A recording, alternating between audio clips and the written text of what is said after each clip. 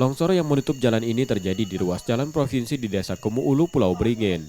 Akibat longsor, jalan menuju 3 kecamatan tidak bisa diakses kendaraan. Kecamatan tersebut yakni Sindang Danau, Pulau Beringin, dan Kecamatan Sungai Are. Dinding tebing sisi kiri jalan yang longsor sepanjang 10 meter lebih, dengan ketebalan material longsor berupa tanah dan kayu setinggi 4 meter.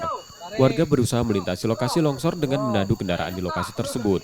Petugas dari Badan Penanggulangan Bencana Daerah Oku Selatan mendatangkan alat berat untuk membersihkan material longsor.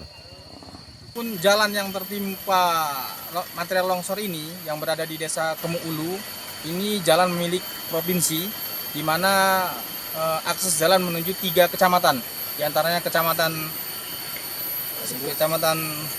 Pulau Beringin, Kecamatan Sindang Danau dan Sungai Are.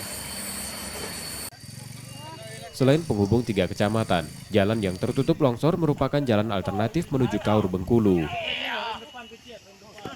Setiabudi, Kompas TV, Ogan Komering Ulu Selatan, Sumatera Selatan.